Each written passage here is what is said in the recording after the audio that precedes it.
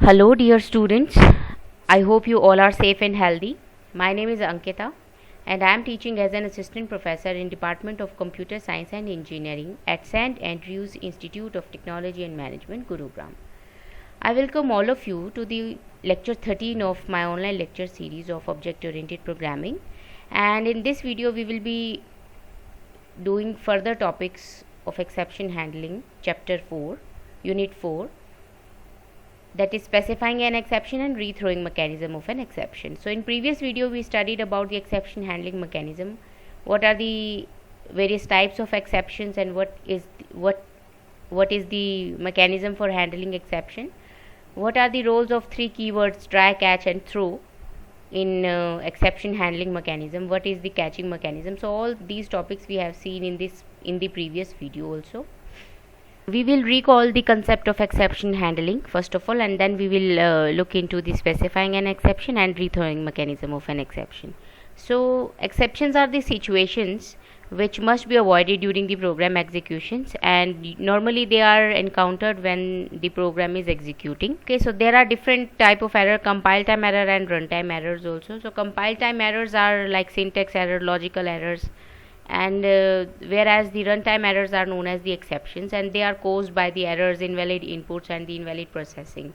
And exceptions can lead to either program termination or generating the unexpected out. All the errors are actually exceptions, but not necessarily all exceptions are the errors. So all exceptions may not be errors.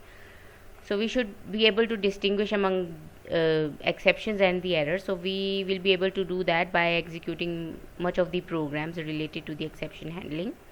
And these exceptions can be handled or avoided by simply control statements such as if else statements. And but most of the languages, they provide separate mechanism for exception handling, and these separate mechanism is comprised of these keywords try, catch and throw.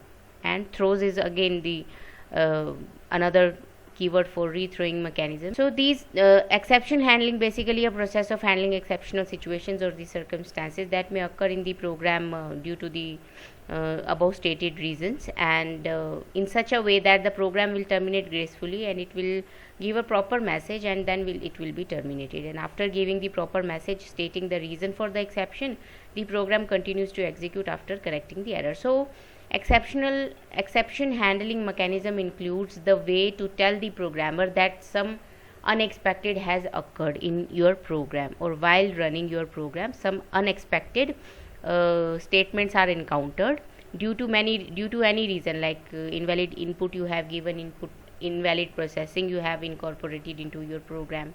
So these exceptions may be due to any reason. Okay, so exceptional handling mechanism will notify you that, or the programmer, that something unexpected has occurred, and we should take the proactive actions also to resolve such exception. Okay, so three keywords are used, and the exception handling process takes place as follows. To catch the exceptions, we must place a portion of code under the exception inspection, and we can do this by putting the portion of that code in the try block. Okay, so when the exceptional circumstances occur, then an exception is thrown. So throw takes place inside the try block, and this in turn transfers the control to the exception handler, and exceptional handling mechanism is written inside the catch block. And if there are no exceptions thrown, then the code will continue normally, and all the handlers are in that case ignored. So this is a normal example in which in the main function we have written one try block, and it throws a number that is 5, and that number is given to the catch block, which specifies that an exception has occurred. So if we run this particular code, what output it will produce, let's see it with the help of some online editor. So when I run this program, it will produce this following output: an exception occurred, and exception number is 5. So it states that whenever the program encounters the number 5, then the exception occurs, and this exception is given to the catch block, where it will be handled by notifying the programmer that an exception has occurred, and it will display the reason why the exception has occurred. So this is just a demonstration of try, catch and throw blocks, that how these three keywords will be written in your program when you are writing a program for exception handling. So try block comprises of the problem, I mean the code where the problem may occur. Okay, may occur. The problem may or may not occur. So that is not necessarily that there will be an exception definitely, but try block comprise the statements that this portion of code may encounter any exception. Try block in its own block can have some user defined function also. We can invoke any function also here. Okay, by calling or by invoking any function here inside this try block, we are just notifying that the exception may occur inside that particular function. So you can also call any function inside the try block. We will see such examples further in this video. So we have seen the above code that demonstrated the try block, catch block and throw block. The throw exception can accept any parameter and which is passed as an argument to the exception handler, that is catch block. And as we seen in this example, we passed an integer 5. So we declared that the exception handler with the keyword catch keyword, and we saw that the catch format looks the same as the normal function, and the catch statements always has at least one parameter. Okay, so if we write certain dot after writing this catch block, then that is the example of the generalized catch statement. We have seen this example in previous videos as well. So if we write such statement, so it means that it is still having parameters and it is a generalized catch. Okay, the type of the parameters used in the catch statement must be same as the type used by the throw statement. So if it will be having integer, catch will definitely have integer. If it will have character exception, catch will also have the character type. If it is not, the exception will not be caught. If these two things are not same, then it will not be caught. So for this reason, it is possible to use multiple exception handlers also. You can have multiple catch blocks inside your program also. We just use different catch statements which in turn use different parameter types. Only the handler that matches its type with the argument specified in the throw statement is executed. So here, as you can see, we have integer 5. So the catch block which is having the integer parameter will be matched with this particular throw statement, and this catch is executed for this particular throw. If it is having any character value, then it should have one character. So in this example, if it is having a character and we have written this catch block with the integer parameter, the exception will not be there. Okay, so it will execute in a normal manner as a normal program. So this is not a program for exception handling in that case. So execute this program also. We have another example. So let's run this program in your online editor again to see. Here we have multiple catches. See, int a, float b, and this is the generalized catch. I will just add the comment.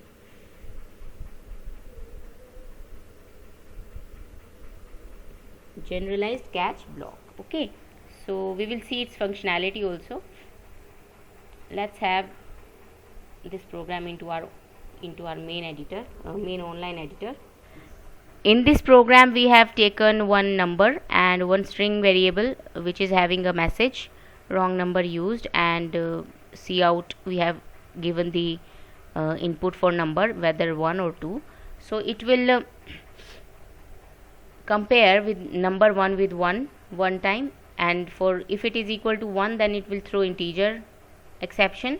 If it is equal to 2, then it will throw the float exception, and if it is not either equal to 1 or 2, then it will throw the string exception. Okay, and we have printed we have taken this variable for the exception, so that's why it will print the wrong number used. So if I run this program, so first time I enter the value 1 here, then what will be the output? It will jump onto the exception handler with the integer parameter, because throw 5, this is one integer number and it will match with the catch having the integer number. So this message will be printed and then it will display the number due to which the exception occurred. And next time if I print if I enter 2 as a number, then what will be the output? On which catch block it should jump? It will jump onto the float. Okay, see, if number is equal to 2, then it will go to the 1.1 f. It will display the 1.1 b, because because throw was 1.1 float, and this throw matches with the b statement. That's why when we printed b here, it will display the 1.1. So run this program for third time. If I enter any other number like 3, so what will be the output? It will jump onto the generalized catch. So in any of the cases except 1 and 2, generalized catch will be called. So for the third case, you can say, for the third case throw, it is jumping onto the generalized catch. So this is the purpose of writing generalized catch. If the existing catch statements are not matched with that particular throw block, then it will jump onto the generalized catch. That's why we got the message here, the default exception occurred. Okay, so this was the reason of having multiple catches. There may be the scenarios where you can provide multiple exception handling mechanisms to your program. Okay, so this is the way to use multiple catches. Rethrowing an exception says a handler may decide to rethrow the exception which was caught earlier, and in such situations we may simply invoke the throw without any arguments as shown. So if we want to rethrow any exception, we can use just throw keyword, and this causes the current exception to be thrown to the next enclosing try catch sequence and is caught by a catch statement listed after the enclosing try block. So have a look at this example. We have taken one divide user defined function. So in this function we have try. If y is equal to 0.0, if this condition is true, it will throw y. So it is throwing the double. It is throwing double as a exception. Okay, so else it will just divide by y. Okay, if it is true, then it will throw an exception, otherwise it will execute in a proper manner. Because we are doing here divide by 0, we are handling divide by 0 exception here. So if y will be 0, then it will throw the exception, otherwise it will just print the division. So catch block is having one parameter as a double, so it is having caught double inside the function. So when this statement gets true, it will jump onto this catch block, and in this catch block it will print this message, and it will throw again the exception which was thrown earlier. So this is end of function. So this particular code is having statements for user defined function. Okay, so in main function we have entered into the main function. We are trying this particular divide function. As I said that we can also call any function inside the try block. So for the first time we call divide function.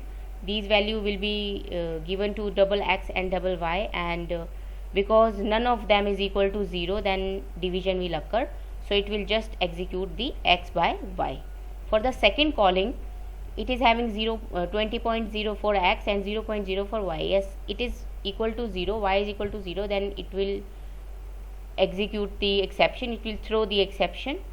So this exception will jump onto the catch block here inside the main function. We have written here double, and it is executing the catch block inside the main function, and then it will end the main function. I have already run this program, but for all of your convenience I will again run this program. Okay.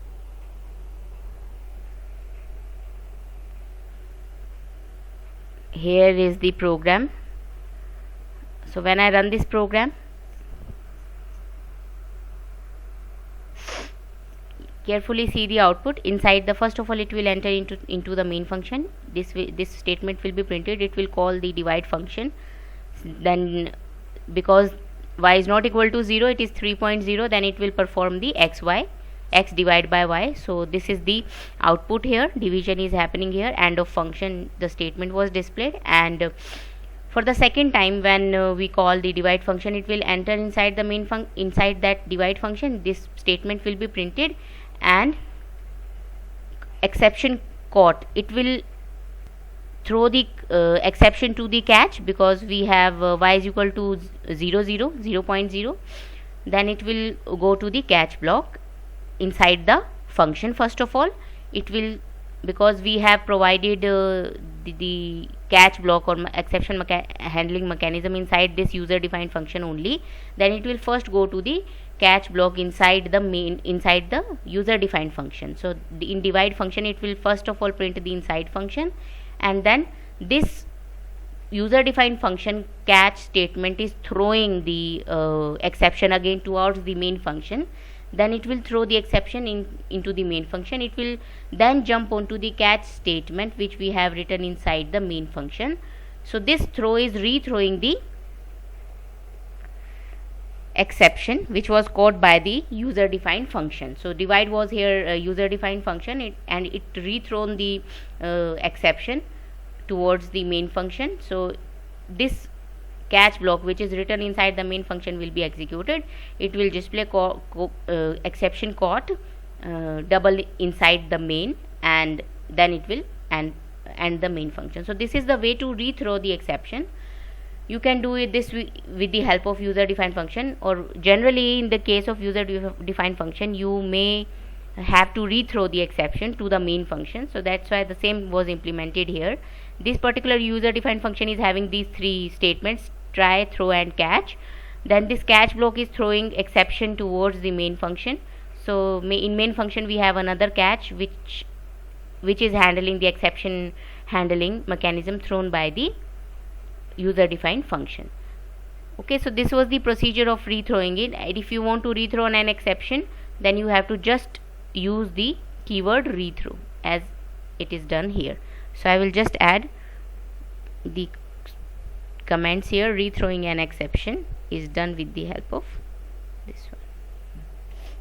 In this program, when an exception is rethrown, then it will not be caught by the same catch statements or any other catch statement in that group. Rather, it will be caught by an appropriate catch in the outer try catch sequence only. So outer try catch sequence here was the main function here.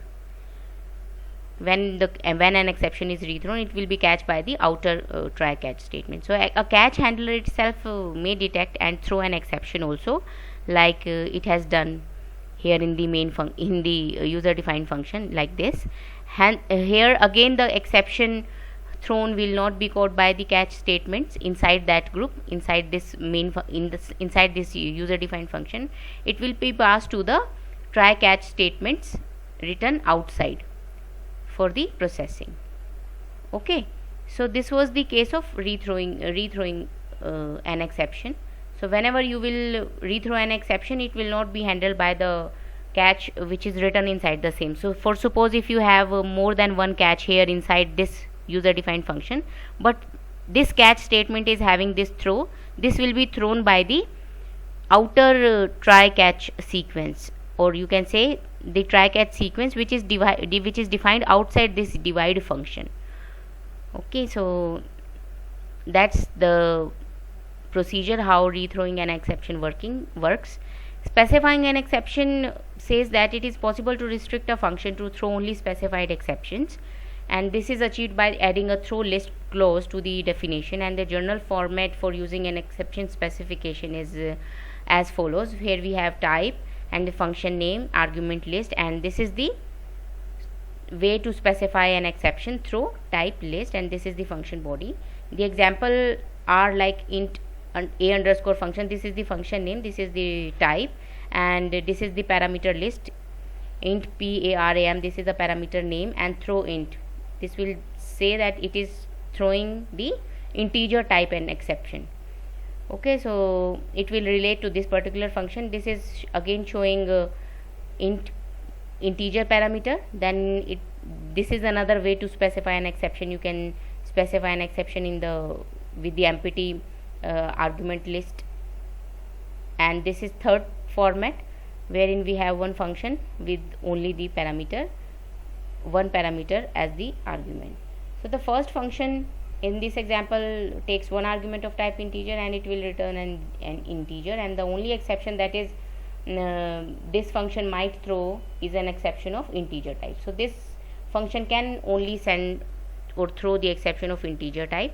Second function also takes one argument of type integer and it will return an integer in this case, in this one, and the function may not throw an exceptions because there is no type specified inside these brackets, and no type specified means that the function is not allowed to throw an exception. So here if no type is specified, then this function cannot throw an exception.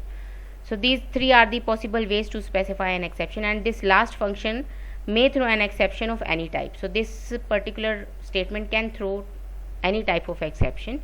So later on it will depend upon the catch handler or the catch statements you are including inside the catch blocks. So this was all about specifying an exception and rethrowing an exception. So first of all, we saw how the exception handling mechanism works by looking at this example, and how these catch, try, catch and throw block works. Try block includes the statements or the function name wherein we may encounter the exceptions, and besides those statements it will have throw block also. Throw will have one parameter of similar type of which the exception has occurred, and for that particular throw statement you have to include the catch statement or catch block inside your function. So there in the catch block you will be writing the mechanism to handle the exceptions, either by writing any statement that will notify the programmer that an exception has occurred, due to which variable. It will display the variable also, that due to which variable exception has occurred. Okay, so this was all about your exception and rethrowing an exception. Further we will see what are the various topics related to templates into your next videos. Thank you so much. Take care.